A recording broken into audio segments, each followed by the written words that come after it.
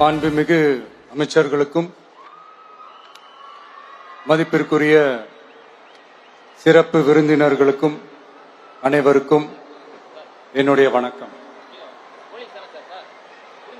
ஒரு சில நிகழ்ச்சி மட்டும்தான்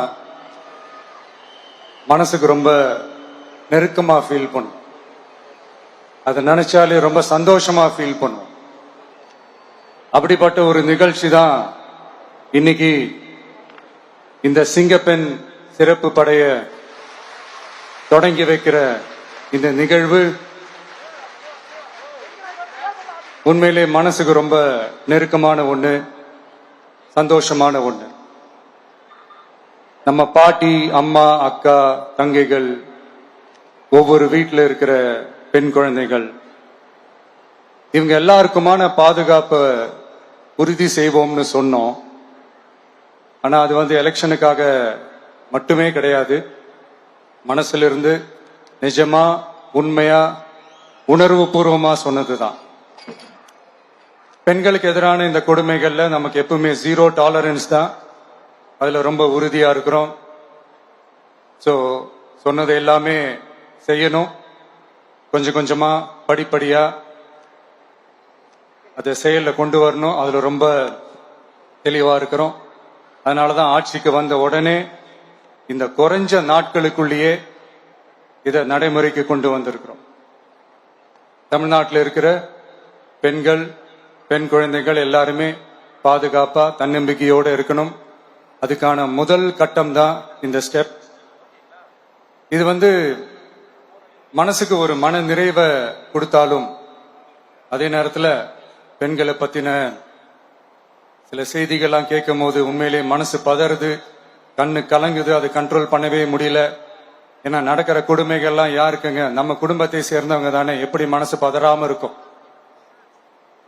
அதனால பெண்களுக்கு எதிராக இதெல்லாம் ஏன் நடக்குது, எதுக்கு நடக்குதுன்றது மற்றவங்க மாதிரி ரீல்ஸ்லயும் இன்ஸ்டாலையும் தேடிட்டு இருக்க முடியாது. ரியாலிட்டிய புரிஞ்சுக்கணும். ஸோ இந்த பிரச்சனைகள்லாம் ஏன் நடக்குது அப்படின்றத அனலைஸ் பண்ணி பார்க்கும்போது சுத்தி சுத்தி பாத்தீங்கன்னா ஒரே இடத்துல தான் நிக்குது. போதை பொருள் நடமாட்டம். அதை வேரோட பிடுங்கி எறியணும். இது 2026 போன மாசம் மே மாசம் 10ஆம் தேதி இந்த பிரச்சனை புதுசா முளைச்சு வந்துடல. இது பல வருஷமா இருக்கிற பிரச்சனை.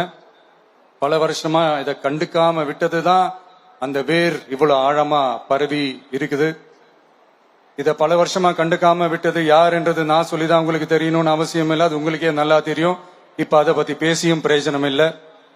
முதல்ல இந்த போதை பொருள் நடமாட்டத்தை வேரோட பிடுங்கி எறியணும்.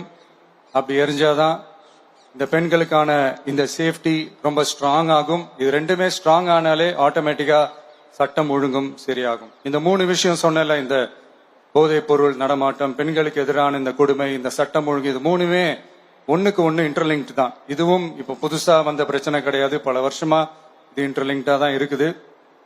இதெல்லாம் ஏன், எதுக்குன்றது இப்ப முக்கியம் இல்லை. இது எப்படி சரி செய்ய போறோம்ன்றது தான் முக்கியம். பட் அதே நேரத்தில் இன்னொன்னையும் நம்ம மனசுல எடுத்துக்கணும். இந்த பெண் குழந்தைகளுக்கான இந்த பாதுகாப்பு இது வெறும் சட்டம் ஒழுங்கு சம்பந்தப்பட்டது மட்டும்தானா அப்படின்னு கேட்டீங்கன்னா இல்ல. இது சமூக ஒழுங்கும் சம்பந்தப்பட்டு இருக்கு. சமூக ஒழுகல தனி மனித ஒழுங்கும் சம்பந்தப்பட்டு இருக்கு. தனி மனிதன் ஒழுங்கா இருந்தாலே அந்த சமூகம் தன்னால மாறும். ஒரு கட்டுப்பாட்டோட, ஒரு பொறுப்பா இருந்தாலே இந்த மாதிரி பல பிரச்சனைகளை நம்ம கண்ட்ரோல் பண்ணலாம். படிக்கிற இடத்துல, வேலைக்கு போற இடத்துல, டிராவல் டைம்ல, ஆனா டெய்லி லைஃப்ல பயம் இல்லாம மரியாதையோட நம்ம பெண்கள் வாழணும். அதுக்கான ஒரு அட்மாஸ்பியரை நம்ம கிரியேட் பண்ணணும். அதுதான் நம்மளுடைய ஃபர்ஸ்ட் டார்கெட்டு. இவ்வளவு நேரம் நான் இதெல்லாம் ரொம்ப சாஃப்டா சொல்லிட்டு இருந்தேன். ஆனா பெண்களை தொந்தரவு செஞ்சுட்டு அப்படியே எஸ்கேப் ஆகி போயிடலான்னு நினைக்கிறவங்களுக்கு நான் ஒரு வார்னிங்காவே சொல்றேன். பெண்கள் பாதுகாப்பை டிஸ்டர்ப் பண்றவங்க யாரா இருந்தாலும் அது சகிச்சுக்கவே முடியாது. அவங்களுக்கான தண்டனைக்கான அந்த நடவடிக்கைகள் எல்லாமே போலீஸ் டிபார்ட்மெண்ட்ல இருந்து ரொம்ப கடுமையான ஒரு தண்டனையா இருக்கும். கடுமையான ஒரு நடவடிக்கைகளா இருக்கும். அந்த தண்டனை, அவங்களுக்கான அந்த சார்ஜ் ஷீட் எல்லாமே ரொம்ப ஃபாஸ்டா, ஸ்பீடா அது செயல்படுத்தப்படும். என்ன ஒண்ணு, அந்த ஸ்பீட்ல நிரபராதிகள் யாரும் தண்டிக்கப்பட்டிருக்கூடாது. இதையும் காவல் அதிகாரிகள் மைண்ட்ல எடுத்துக்கணும். தப்பு செஞ்சவங்களுக்கு மட்டுமே அந்த உண்மையான கடுமையான தண்டனை கோர்ட் மூலியமா வாங்கி தரணும்.